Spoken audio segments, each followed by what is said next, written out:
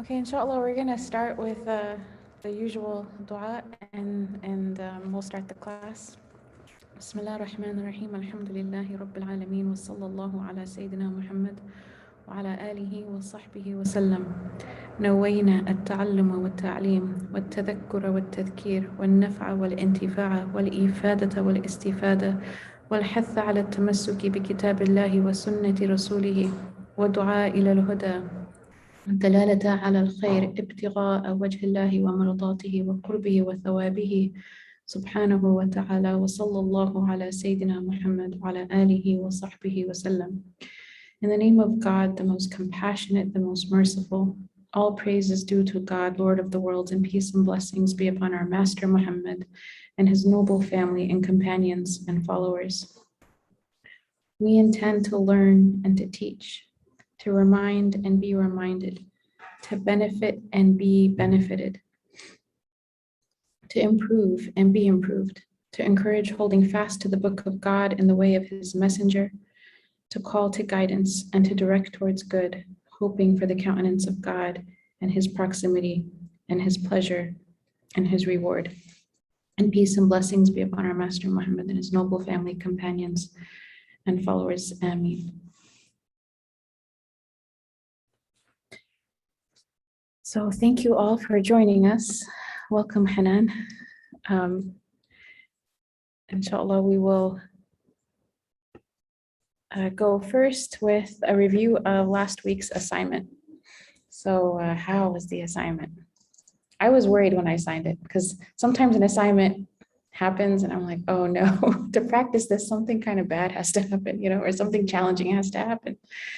So, so how was it for those, or actually, what was it? When facing any confusing situation or any expectation, ask, what does God want from me, and turn your affair to God. Yes, when facing some kind of human expectation or difficult situation, to ask, what does God want from me, and to turn our affair over to God. So that's a, that happened. That happened this last week for me personally. So how about for those, anyone else, if you guys were here when we assigned it? Yeah. It wasn't fun. Do you want to share? Two of my family members went to a big fight. And I wasn't there. So everything. Yeah, it was I don't know. I was a little biased. Like I knew a little biased, and I usually take one person's side, and I didn't do that this time. And that's relatively unfair. It would be just. But also I think it's been long because it's easier to think it's more forward, right? But that's not what's happening. So it's been a very hard coming back to that. So it's not resolved yet. Today. It's been Yeah. But I felt it was a better reaction. Alhamdulillah. It's not the easier reaction. Yeah, so for those who are joining online, we had a community member share a story of how they witnessed a conflict between people that are close to them. And they normally take one person's side in those types of things. And this time they were able to try to be more just and in sort of dealing with the conflict itself.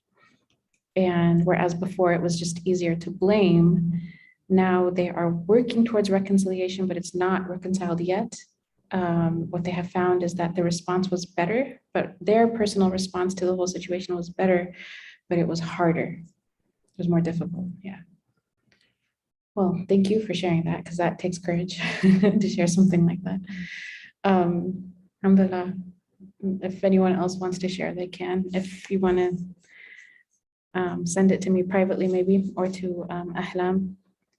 We're able to do that. Want to make a shout out to Nahid Auntie, who's joined us again. She's been loyal on virtual since the pandemic started, joining us always virtually. Special du'as for her and her family. May Allah bless them and facilitate every kind of good and alleviate every kind of difficulty. MashaAllah, she's like the Majlis auntie, in the sense that she's everybody's aunt. Like when we used to have classes on site, she took care of all of us. MashaAllah. So just seeing her name is so beautiful. And I'm sure she'd have something to say to you too, by the way. Like she would talk to us after class and be like, let me give you some advice. It's good advice too, mashallah. If anyone else would like to share anything from the assignment, go ahead. Keep on in general, but I actually had a situation and I felt I should have spoken up because you know, with the human expectation is what happened instead. And then in retrospect, I realized this lesson. So it actually happened to me later because I was just really confused. This is what happened later when I thought about it. You know, the aftermath happened. It's too late. So I thought about it. And this was confusing for me, but I think what happened is I think in school fearing letting down the expectation, even though I never thought it was that. This is expectation. That situation I realized was totally failed in this moment. So now it's a learning lesson for me. Next time it's happened, I need to pause and, you know, because my gut, my intuition is telling me you should say something.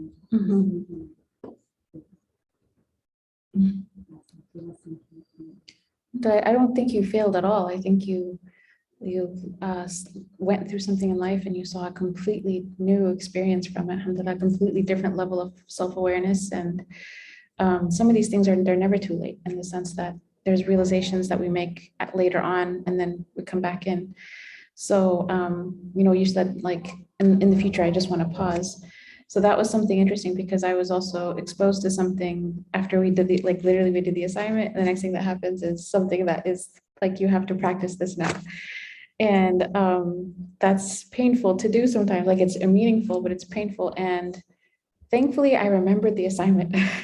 So if I hadn't remembered the assignment, maybe I wouldn't have been okay. But I pressed pause because I was like, I know that my response is not the right response. The response I'm having internally is not the right response. And I don't want to be a source of harm for anyone. So I'm going to press pause. And thankfully it was something I could do. I could just press pause on it. And it just needed time. It just needed some time to pass and for me to process and for me to think about it and be like, okay, what is my, like, make a choice about my response. And that choice being in, you know, I want this to be about God. I don't want it to be about anyone in any party around me or in front of me. I really want my response to be about God. And so, so I took time. I took 3 days actually to press pause and be like, I basically told people I'm going to be back. I have something to say, but I'm not going to say it right now. And 3 days later I came back and I was like, inshallah, we can talk. And I'm grateful because I think that the tendency to respond quickly, you know, the idea of rushing to, you know, we're in a culture that is just trigger happy, and we can be like, we have cell phones in our hands. You know, how did people used to be able, if something like that happened, they'd have to get on the phone and hear someone's voice and have a conference call or something if there's going to be a lot of people, or go into a room full of people. And then the dynamics of that is highly, highly different than anything that's like on social media or text message or anything like that. So the ability to pull the trigger, you know, is just a touch away, right? And so alhamdulillah, that was nice. That was just a blessing of just, it wasn't that I could have an instantaneously like good response, but I could just press pause and wait until the response would be something, you know, that I would be more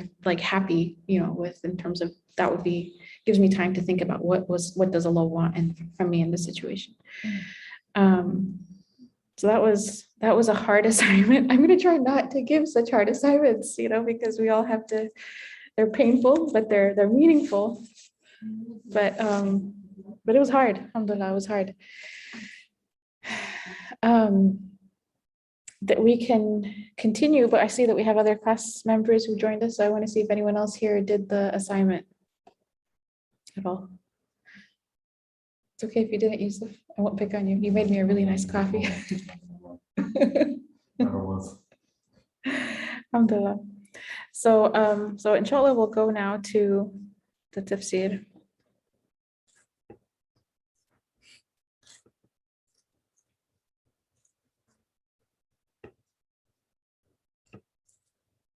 You guys thought last week's assignment was hard? Wait till this week.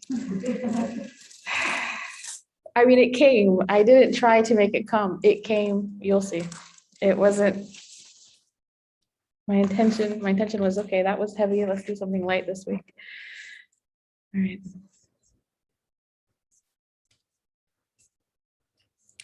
So before we go on to the verses we have, inshallah, today we actually are supposed to cover verses 31 through 37. But before we do that, we go back to the previous verses that we covered the week before, and we discussed the spiritual commentary.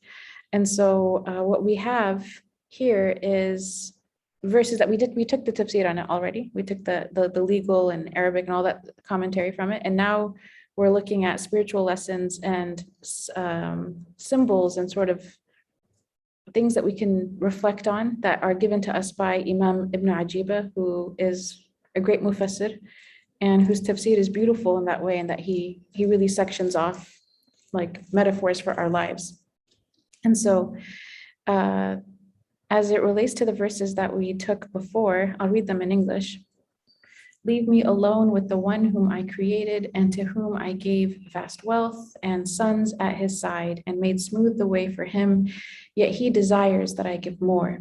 Nay, truly he sets himself against our signs. I shall constrain him to endure a steep ascent. Truly he reflected and determined. May he perish for how he determined. Then may he perish for how he determined. Then he beheld. Then he frowned and scowled. Then he turned his back and waxed arrogant and said, this is not but sorcery handed down. This is not but the speech of a human being.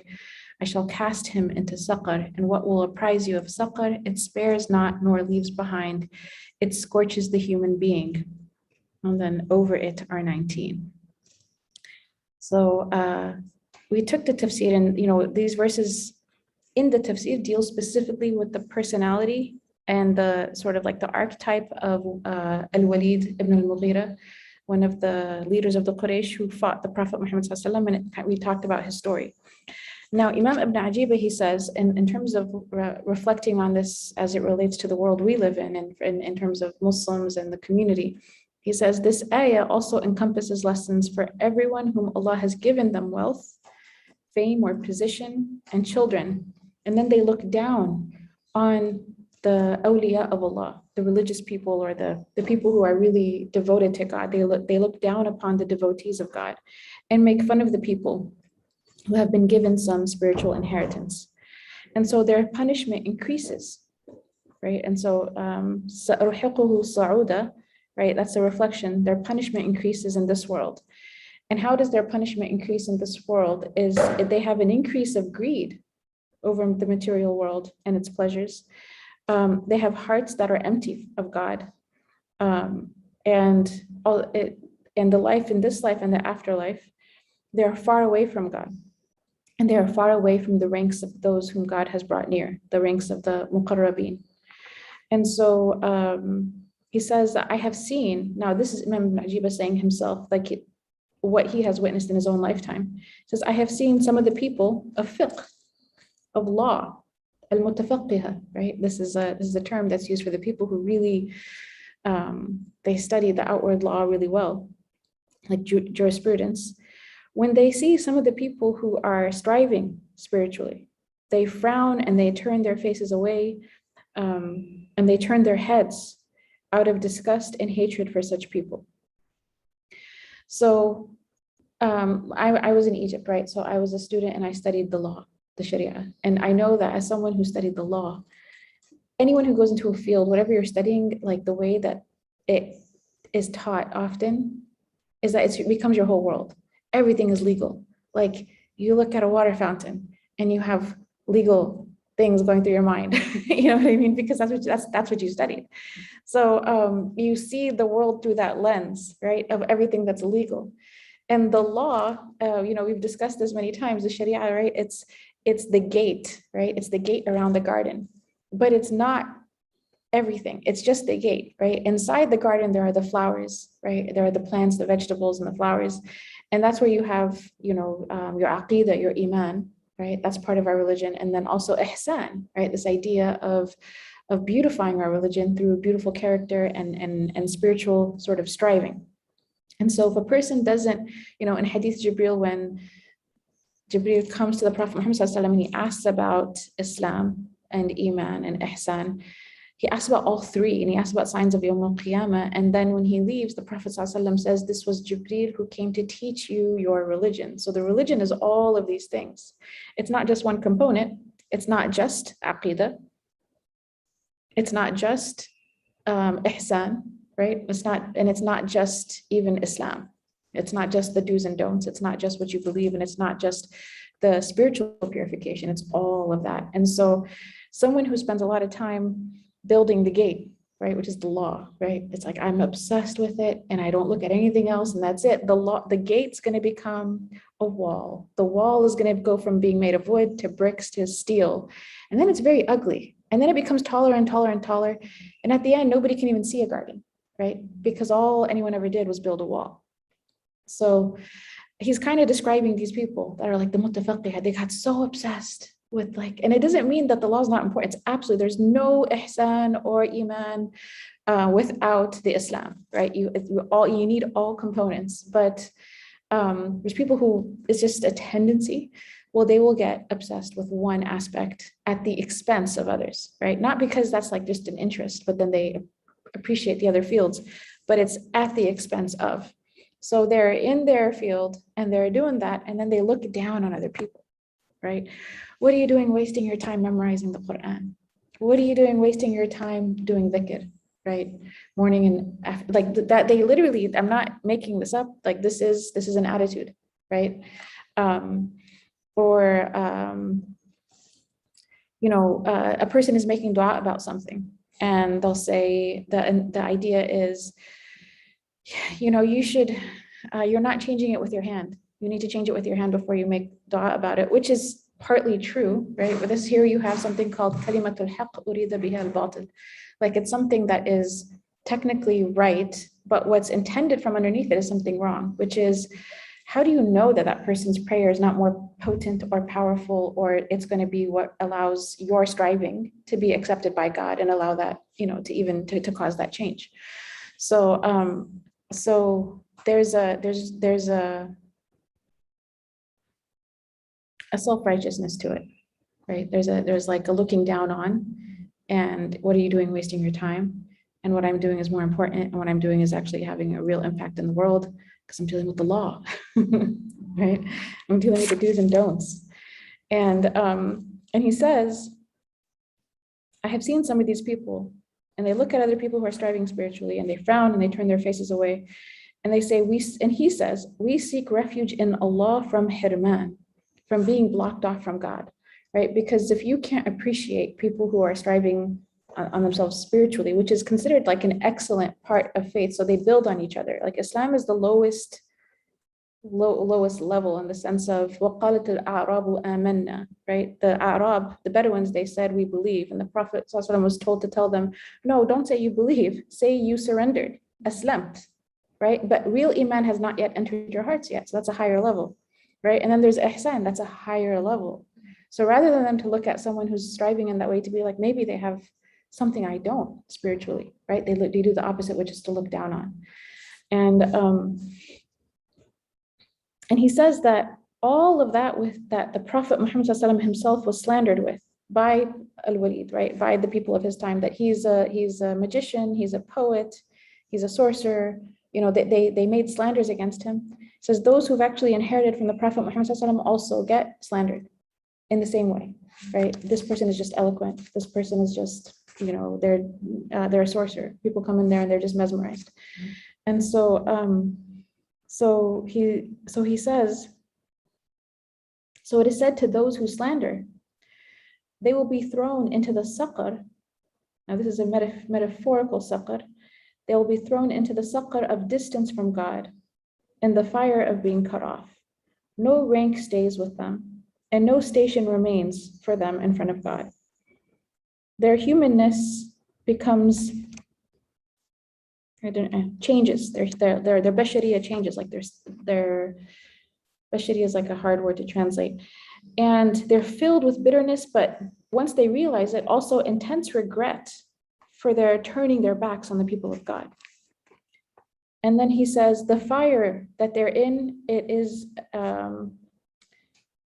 this fire is a fire of distance from God, right? So this is, we're talking about this world, not al-akhirah, right? That's what the metaphor is. These are people, the fire of this world is to be far from God. And that has 19, or it says upon them are 19, he says there are 19 different veils. And I'm going to read to you guys the 19 veils. And these are spiritual veils. These are spiritual veils, they distance us from God. And I would take notes on these 19. He says, al-ma'asi al-qalbiyya wal-qalibiyya. And this is an interesting language.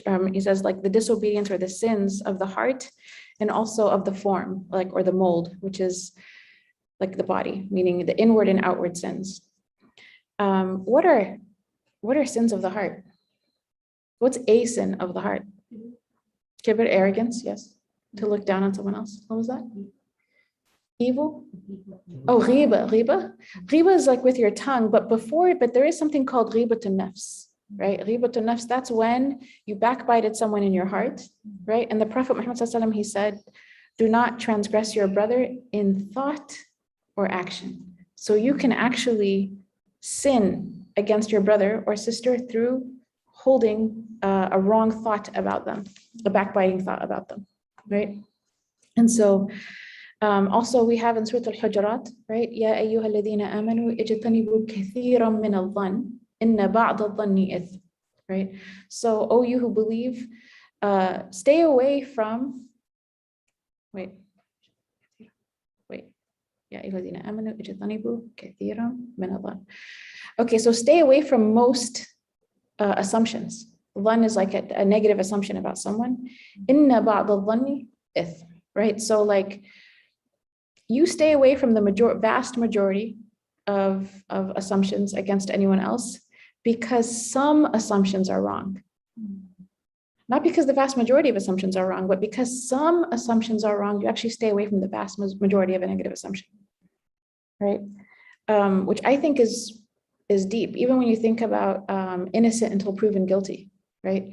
So something has to go to court before, or like be arbitrated, or there has to be a confession. There has to be some kind of investigation and a clarity about that investigation before that it's just an allegation, right?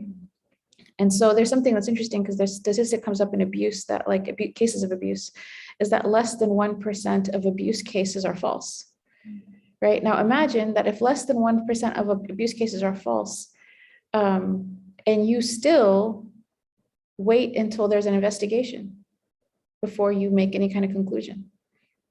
So why? Because innocent until proven guilty. It's a way that the law works, and it always errs on the side of mercy. It always errs on the side of giving the benefit of the doubt. It doesn't err on the side of, the opposite of that, which is if there's not enough proof or whatever it is, then it's better, let's just be on the safe side, let's call them guilty. It doesn't do that. It's until proven. We have that in our legal tradition as well. So think about that as it relates to assumptions. I'm saying this because the assignment for this week, ding, ding, ding, ding, is this particular, the first one, number one of the 19 veils, right? The sins of the heart. In particular, su' al-dhann, to have a negative assumption about others. And so the assignment is this week, try to practice a positive and good assumption with everyone, right? With everyone. And whether or not you think don't do it because you think they deserve it, they don't deserve it. Don't do it for that reason. Just do it because you want to be someone who has husn dhan, who has a good opinion, who holds a good opinion of others. You don't want to be someone who backbites others in your heart. Now, I'll give you an example though of something not to do. You see someone that does something that is clearly wrong, right? Their action is wrong. Husn dhan is not saying, oh no, that's okay that they did that. That's not husn dhan, because the action is still wrong. Husn dhan might be, maybe they're just having a bad day, right? That might be husn dhan. But the action's still wrong. You know what I mean? So you don't have to lie to yourself about truth in order to have husn dhan. You simply have to assume the best about the state of that person's heart while they're doing something, whatever it is they're doing. And the action the amal or whatever it is in the realm of deeds, outward deeds. And so those are judged by the law, right? The law judges all of those deeds. But humans, we try not to judge hearts. And we try to assume the best about other people's hearts and their intentions. And that's really what husn dhan is. It's not about justifying abusive behavior either. So again, abusive behavior is a deed. That's abusive behavior. You know, this behavior is absolutely incorrect. It's absolutely wrong. It's absolutely unacceptable. And maybe it needs to get taken to court. And can you take someone to court and still practice husn dhan with them? Potentially, yeah. You can have compassion and say, you know what, this is a person who themselves was abused and they're doing something that's wrong, but it's, you know, this is beyond, you know, this is a sign of the sickness that they have, not a sign of an evil, you know what I mean? They're not Satan. Maybe they're just a person who needs a lot of help. So, so that's, I mean, I'm mentioning these nuances and I'm so afraid of what's going to happen this week, but inshallah, we all have a really beautiful week and we have beautiful experiences with everyone. And all this does is the people that we already love and have wonderful relationships with, this only just enhances the good that we already have with all of them. But that's what I hope and pray. But the assignment is to try to practice husn dhan with everyone, to have a good opinion about people and their intentions and their motives and giving people the benefit of the doubt. Remove as much as we can from our hearts any kind of negative assumption. That's the practice for this week. Yes. So is it husn dhan if you have like a negative assumption about someone and there's like reason to believe that, but there isn't proof? Do you just like side with the side of mercy and like have a good assumption of them? As long as it's not, like you said, like outwardly wrong and like privately wrong. So if the action is wrong, right, you would say the action's wrong. If there's no action that's wrong, then it's better to assume the best about the person's heart and their intentions and motives. Yeah. If there's nothing from their deeds that shows, you know, something that's clearly wrong. Yeah. How do you do that in cases where, like, you feel especially after the friendships of pain? Well, that's a pattern of behavior, right? So that person, then that action is wrong, right? The person's actions, they've hurt you repeatedly. So that's just wrong, right? And let's say they've hurt you repeatedly and in the past, you know that was, you know, it was trying to think of an example. I can't think of one, but you know that from that experience, like you should not be close to that person. That's okay. You don't have to be close to that person, but you can assume, or not assume, you can think, you know, this is a person who can't help where they are right now. They are not well. They need help. They need, you know, they're like their behavior is a reflection of how unwell they are. You know what I mean? And that's very different than that person's evil. Like I asked one of my teachers, I always say this, I asked one of my teachers, do I have to like everyone? They said, no, you don't have to like everyone, but you have to be able to empathize with everyone, even your worst enemy. And that's like rahmah, right? That's like rahmatul lil alameen. The Prophet ﷺ he was like a mercy to all mankind. He had compassion. He could look at the enemy and understand that this enemy is doing this for whatever reason. It's not right. It's absolutely wrong. But there's an understanding of where this is coming from. And again, if that person is bad, stay away from them. Like if that person is doing bad behavior that's harmful to you, there's no reason for you to be close to them or subject yourself to that kind of harm.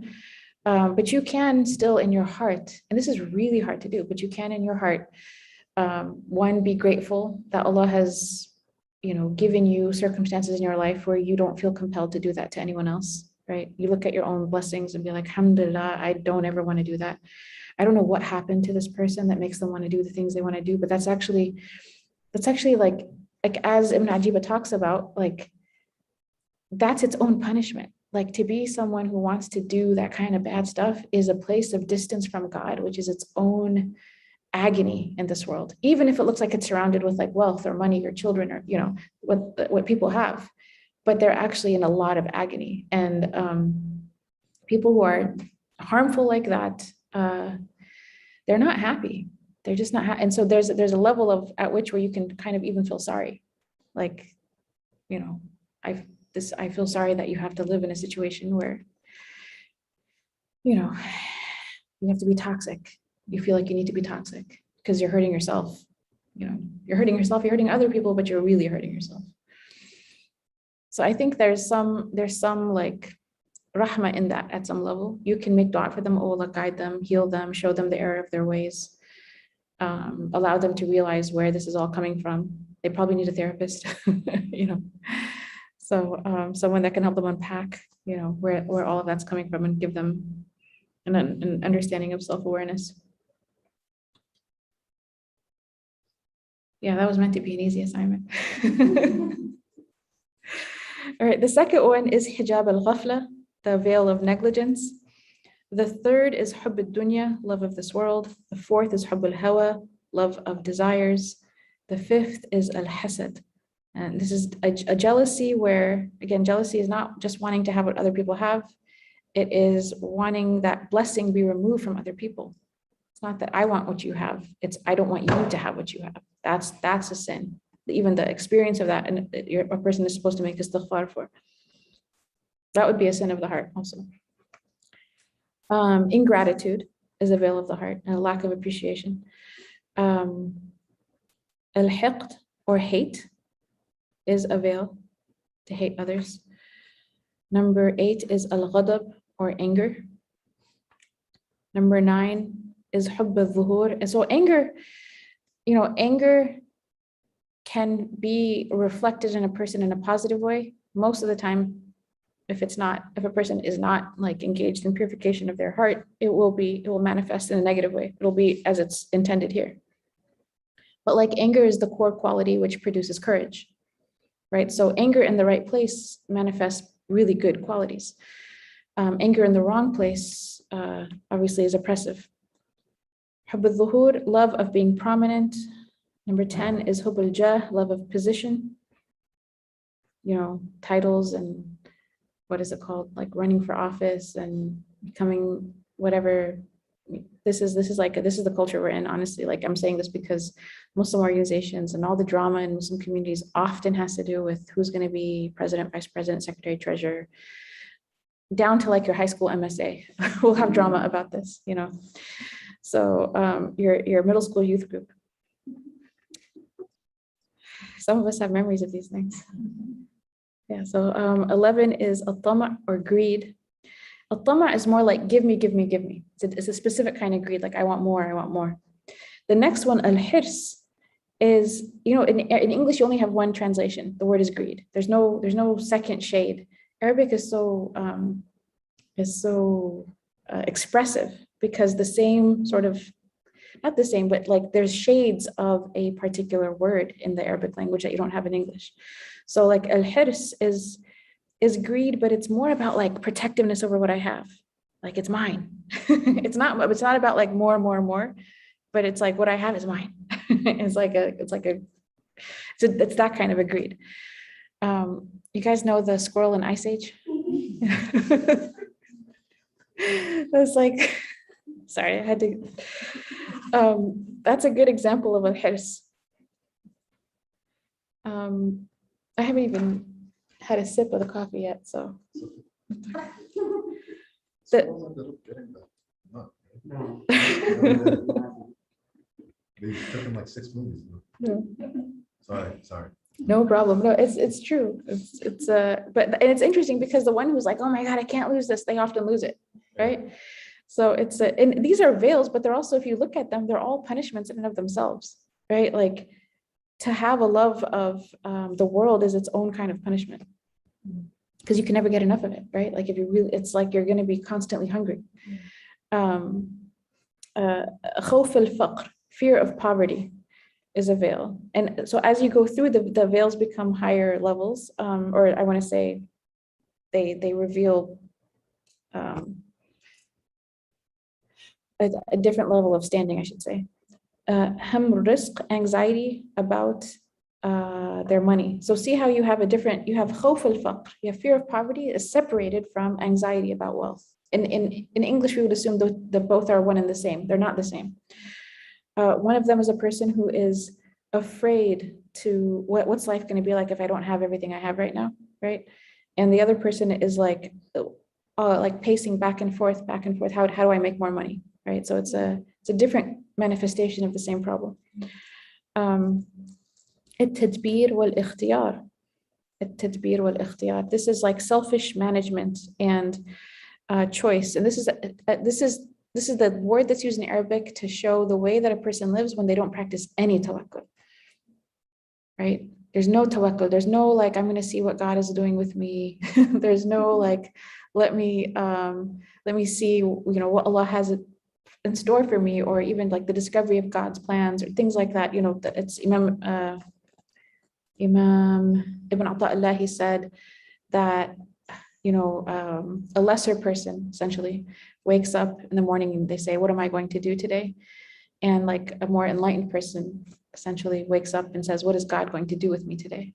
Right. And so there's this comfort in the second question, right? There's a lot of comfort in the second. So tadbir is like the person who's like obsessed. And again, we come from a productivity culture.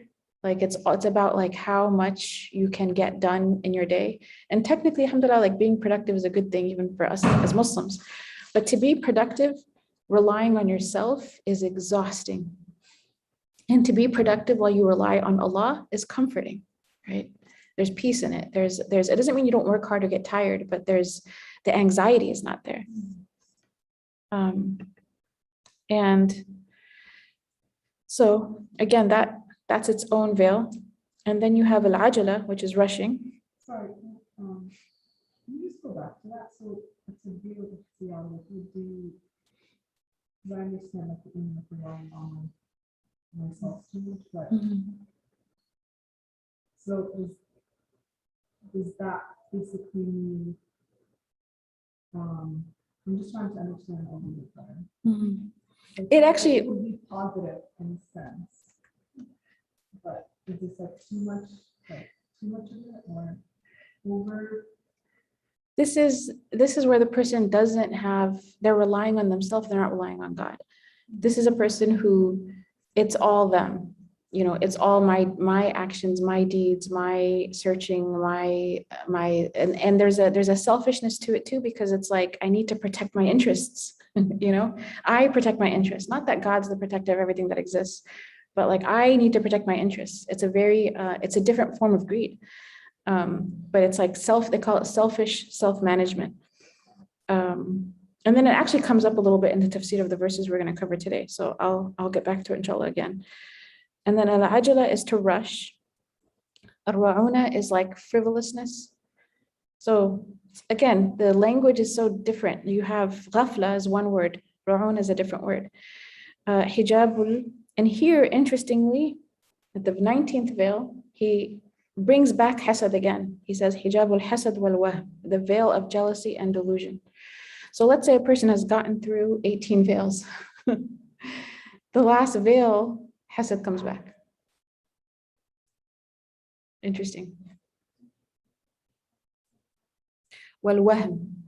Wahm is like delusion. A person really thinks they have arrived. They're so good and they're so like above and beyond and transcended, and it's a state of delusion. May Allah protect us all. And in that state, interestingly, he says it together. It's that state is actually mixed with jealousy. The person who has that level of self-delusion, also has jealousy as that veil.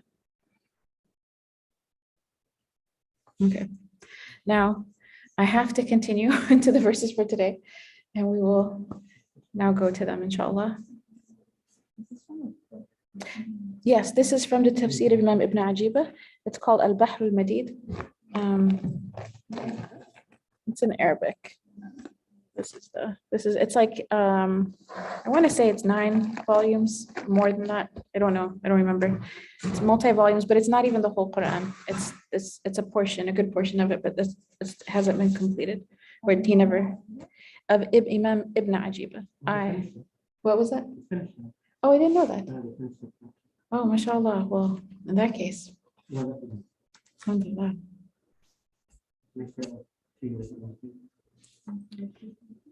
There was numbering on like 15, like selfishness, 19, 16, like 17, frivolous, and 18, doubt, and then 19, like it has to go along with the jealousy and delusion. Yes. But is there one more? Because it's kind of 18. Did you do frivolousness? Yes, frivolousness, Rushing? rushing, And then selfish management and choice, at-tadbir wal-ikhtiyar. And then before that is fear of, oh, I missed one. Thank you. Very good. Very, very good. Yeah. Just so you guys know, number 15 was fear of creation. Number 15 was fear of creation. That was very good. Sophia always saves this class, by the way.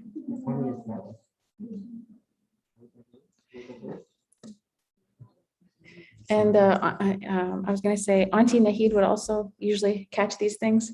She'd be proud right now. She's on Zoom. I'm sure she's proud. So to go through them again, I'll just do the translations. Like disobedience or sins that are inwardly and outwardly, so sins of the heart and body. That's number 1. Number 2 is negligence. Number 3 is love of the world. Number 4 is love of desires. Number 5 is jealousy. Number 6 is ingratitude, but also disbelief. It's mixed with that. Number 7 is hate. Number 8 is anger. Number 9 is love of being prominent. Number 10 is love of position. Number 11 is greed. Number 12 is, I translated it as covetousness. In Arabic, it's al-hirs, but it's like a selfish guarding. Think squirrel from the movie Ice Age. All right, number 13 is fear of poverty. Number 14 is anxiety about money and wealth or rizq. Number 15 is fear of creation. Number 16 is selfish management. And number 17 is rushing. Number 18 is frivolousness. And number 19 is the veil of jealousy and delusion.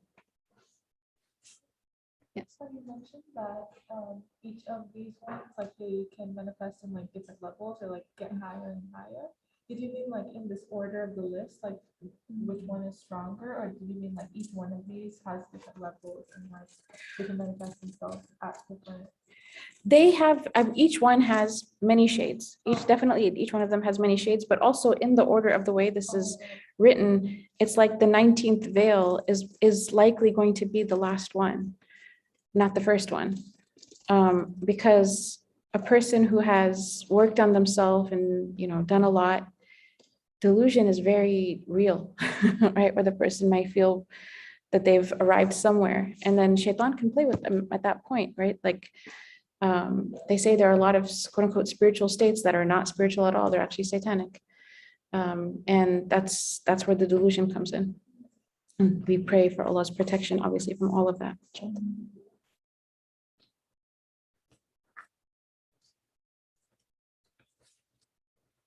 I say the company of a person who does good actions, who's arrogant, right? Because that arrogance is a form of delusion, is worse than the company of a sinner who's humble and repentant.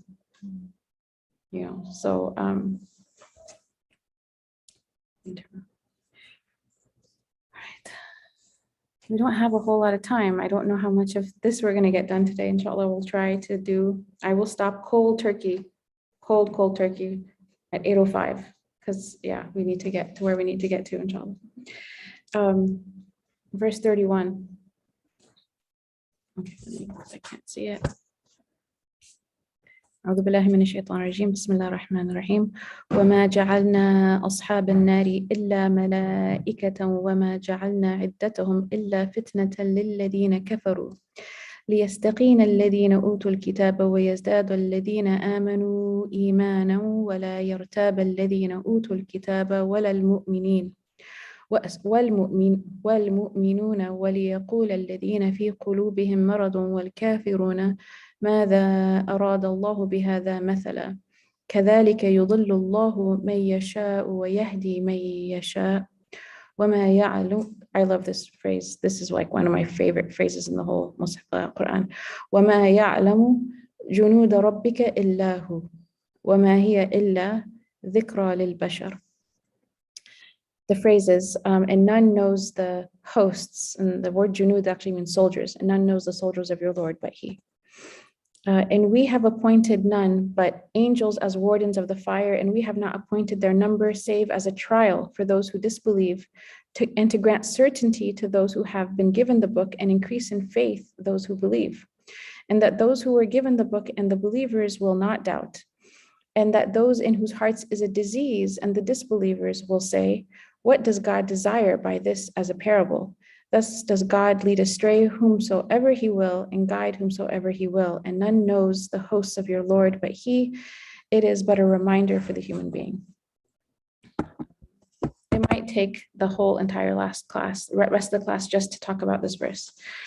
Here the word guardians, the word that's used in Arabic is Ashab al-Nar, right? The Ashab al-Nar here are not the people of Hellfire. It's actually the guardians of Hellfire. These are the leaders, the directors. They actually uphold the punishment of the inhabitants of Hellfire.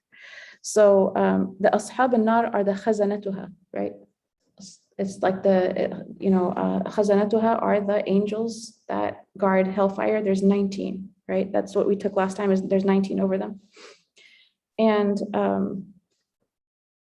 these, the story goes, in terms of this verse, is upon hearing that there were 19, the verse that says 19 over it, Abu Jahl, one of the leaders of the Quraysh, is reported to have boasted that there would be no problem in overcoming 19 soldiers, right?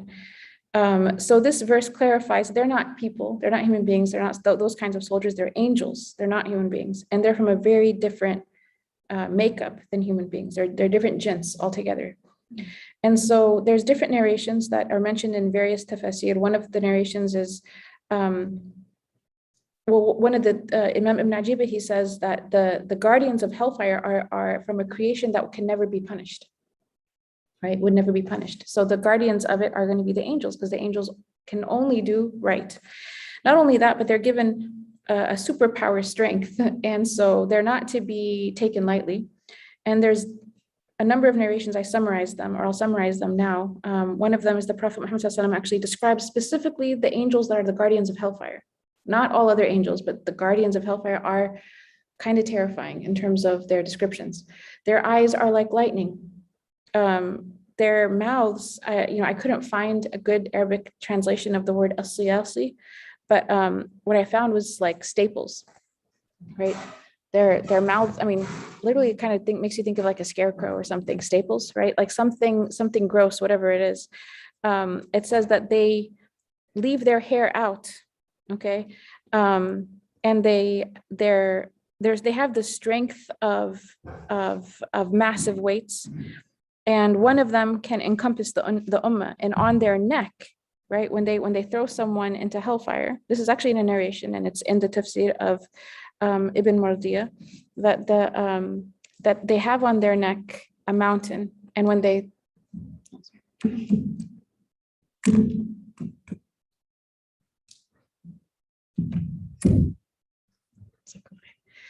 have on their neck a mountain, and when they throw someone into the Hellfire, they throw the mountain in after it to crush them.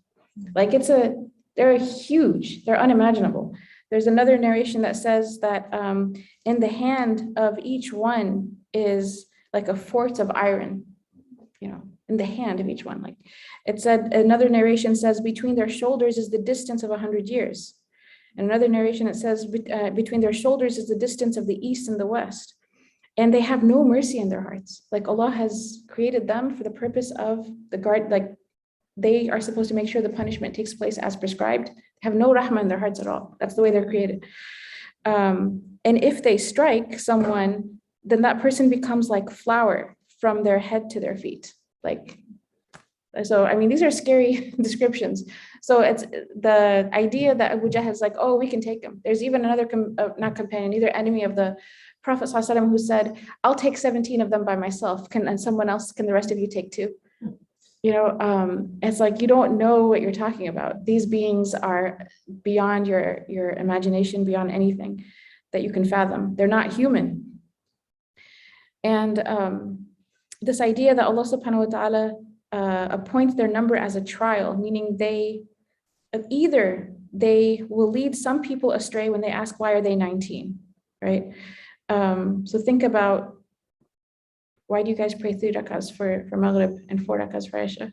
I'm not saying that that's like, there's people who they'll have like doubts or questions about things that you're like, alhamdulillah, I don't have that question. Do you know what I mean? Like, okay, I'm going to empathize with you, but like, thank God I don't have that as a Maghrib's 3 rakahs, that's fine with me. Like, you know, God prescribes the numbers of, you know, the rak'at in prayer, that's sufficient.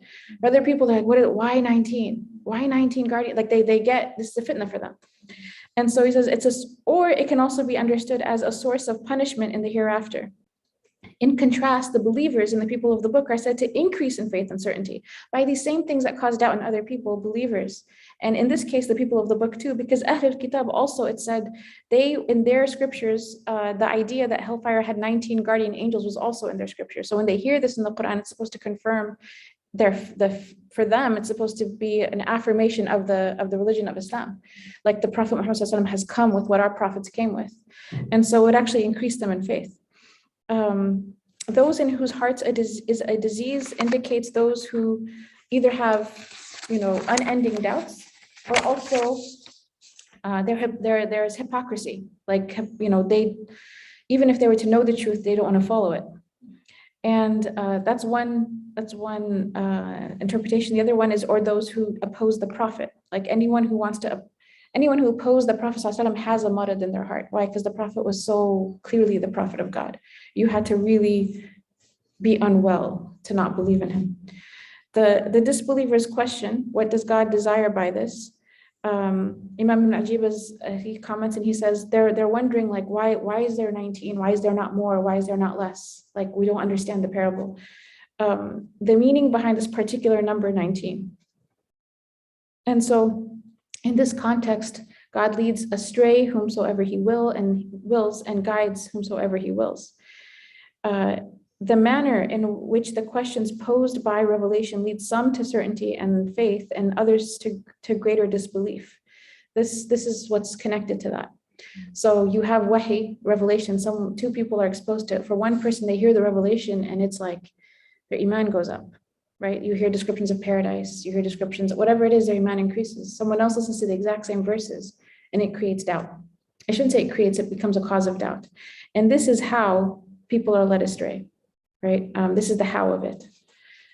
None knows the hosts. And so so I'll go back. So this is why on some level, there's like answering the doubts that people have in the shubuhat, right? But on another level, there's also like, and this was like the advice of Aisha, is that if a person has like sort of like recurring doubts about things, this could just be waswas. They're like listening to the whispers, and what they need to do is actually just repeat La ilaha illallah, La ilaha illallah, and it'll like immense repetition of the dhikr of the name of Allah subhanahu wa ta'ala will actually protect them. Other things actually need to be understood, right? So there's things that even if a person's standing in front of the Kaaba and they have like full sort of faith of those, they may have a real question, like I just want to understand X, Y, Z. That needs an understanding. But some things are not about an understanding. It's like the person's unwell, and dhikr is going to be something that actually helps them to remove some of that. So none knows the hosts. It means that none knows their true number, because even though the guards are 19, they're only the leaders. These are the directors of the punishment in Hellfire. They make sure that the prescribed punishments are all happening. They're the leaders of it. And the full numbers are alluded to in a different hadith. Hell will be brought on the day of judgment with 70,000 bridles, every bridle being held by 70,000 angels. Right? So that's obviously a lot more than 19. It is but a reminder. Here, the last part of the verse, it is but a reminder, is most likely referring to the junud themselves, the hosts of thy Lord. Imam Ibn Ajiba believes that it is referring to Saqar, and this is also in the tafsir of Imam al-Qurtubi, can also mean that Saqar, this, which is a description of hellfire, is a reminder, meaning it's like a warning. And there's also comments about in the tafsir of Imam Ibn Ajiba about who are the 19, like what are they, the leaders of the 19. So it's said that 6 of them, they are the ones who chain up the disbelievers, the people of hellfire. Then another 6 of them drive them to the fire, or drive them to wherever they need to be. And another 6 of them actually beat them with whips of iron or restraints of iron. And the last, his name is Malik, and he's the greatest of them, and he's their leader. It's also said that hellfire has 19 pits, and each one of the pits is a different punishment. So there are 19 different kinds of punishment. This is all in books of tafsir. I didn't want to go into it too much because these are taken from different places. But something that's interesting here, I think it comes up later because it's related to the question you asked. Yeah, it comes up in verse number 37. Which is, yes, 19 are the number of veils that Imam Najib mentioned, because verse number 30 was over them are 19. So in the spiritual commentary, he talks about 19 veils of, for the person who's in the fire, the fire that's in this world, is being distant from God. So there are 19 or two, right? What was that? The people that follow that Rashad Al guy that wrote the extra ayah of the Quran, they call them 19ers. They're also mirrors only. Oh, I have no idea, to be Quran honest. alone. I don't know them. Yeah, I'm not, yeah. They call them 19ers. Oh. That's interesting. So, They made a group out of it. It's like those are 19 angels guarding over hellfire. That's where they took their name from. There's a lot more tafsir. We were supposed to go from 31 to 37 today. We only just did 31, but alas, the time has come to an end and I have to close or else I'll miss my train again. So, inshallah, we'll close with dua. بسم الله الرحمن الرحيم اللهم وفقنا لما تحبه وترضى واجعلنا من عبيدك السعداء وأمتنا على كلمة الهدى علمنا ما ينفعنا ووفقنا للعمل بما علمتنا به واجعل ما نحن فيه خالصا مخلصا لوجهك الكريم آمين يا رب العالمين اللهم اجعل تجمعنا هذا تجمعا مرحوما وتفرقنا بعده تفرقا معصوما لا شقيا منا ولا محروما وصلى الله على سيدنا محمد وعلى آله وصحبه وسلم. O God, give us success to attain what you love and are pleased with. Make us amongst your felicitous servants. Allow us to die on the statement of guidance. Teach us what will benefit us and give us the success to act upon what you have taught us. Make that in which we are engaged pure and devoted to your noble face. Ameen, O Lord of the worlds. O God, make this gathering of ours a gathering enveloped in mercy, and our parting thereafter a parting of our sins purged and forgiven. Not one of us wretched or deprived, and peace and blessings be upon our Master Muhammad and upon his noble family and companions and followers. Ameen.